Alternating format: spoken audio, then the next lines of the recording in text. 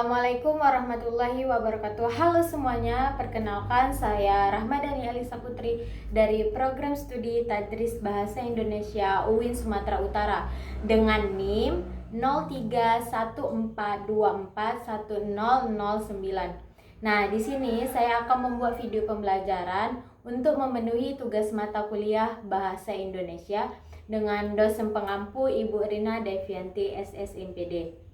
Nah, di video ini saya akan membahas yang pertama yaitu apa yang dimaksud dengan bahasa baku, dan yang kedua yaitu apa ciri-ciri dari bahasa baku, dan yang ketiga yaitu apa fungsi dari bahasa baku, dan yang keempat yaitu ada kata baku dan non baku. Serta saya nanti akan memberikan contoh kalimat yang menggunakan kata baku dan non baku.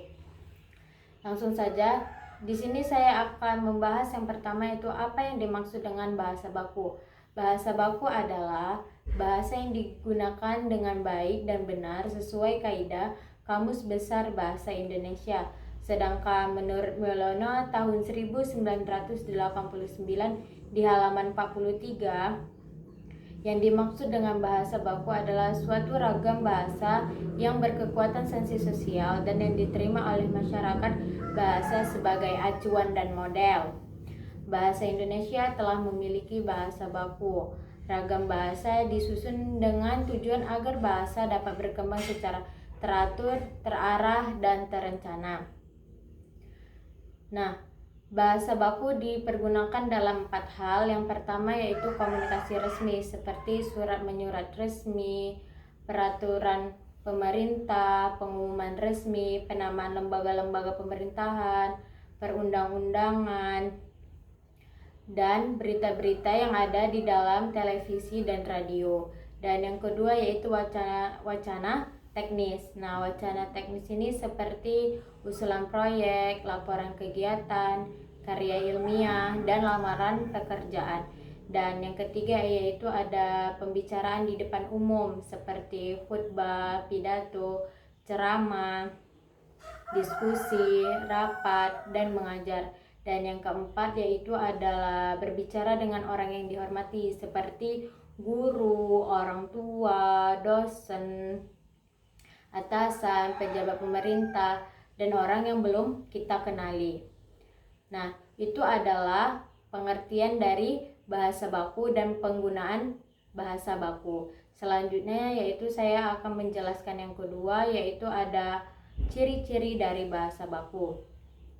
Bahasa baku memiliki 2 ciri. Yang pertama yaitu kemantapan dinamis kaidah dan aturan yang tepat. Nah, kemantapan dinamis dan kaidah dan aturan yang tepat ini terbuka untuk perubahan yang bersistem pada bidang kosakata dan peristilahan, dan juga perkembangan di berbagai jenis, ragam, dan gaya bahasa di bidang makna dan kalimat. Nah, ciri yang kedua yaitu ada kecendikiaan. Kecendikiaan adalah tendensi ke arah pengungkapan yang lebih teliti, tepat, dan pasti. Atau dengan kata lain, tendensi memiliki tata bahasa yang lebih sistematis dan perbendaharaan kata yang lebih eksplisit.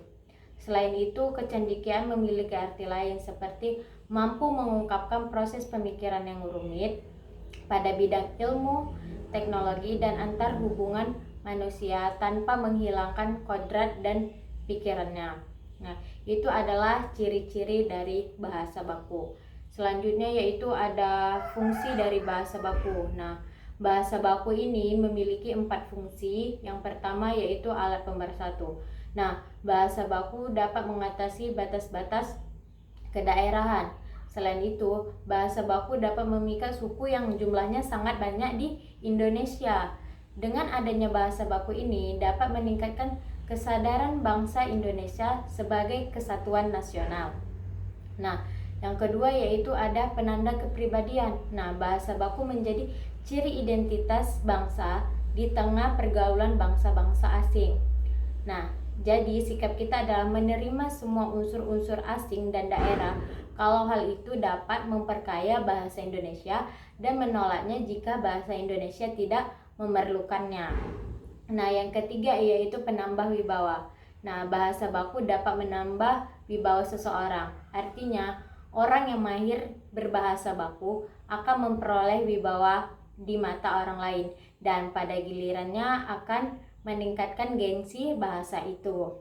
Nah, yang keempat yaitu ada kerangka acuan. Nah, bahasa baku sebagai acuan atau pedoman untuk berbahasa yang benar. Ia merupakan ukuran yang disepakati tepat tidaknya bahasa itu digunakan pada situasi tertentu.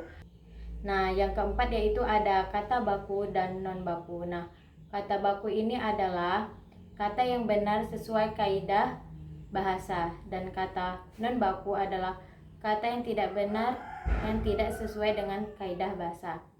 Nah, pada hakikatnya kata non baku merupakan variasi dari kata baku yang penggunaan katanya harus kita hindari dalam kehidupan sehari-hari. Kata baku terdiri dari satu kata, sedangkan kata non baku itu bisa terdiri dari 2 atau 3 kata. Nah, munculnya kata non baku dalam bahasa Indonesia dipengaruhi 3 faktor.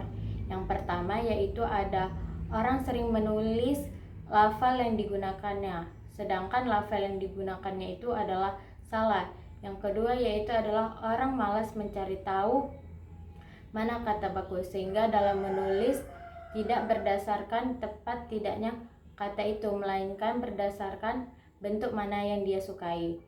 Dan yang ketiga yaitu ada perubahan kebijaksanaan dalam menyerap kata-kata asing. Kalau dahulu kita mengacu untuk menyerap kata-kata asing, kita menggunakan bahasa Belanda, sedangkan sekarang kita mengacu dari bahasa Inggris. Nah, contoh dari kalimat yang menggunakan kata baku itu adalah ayah membeli obat di apotek dekat rumah.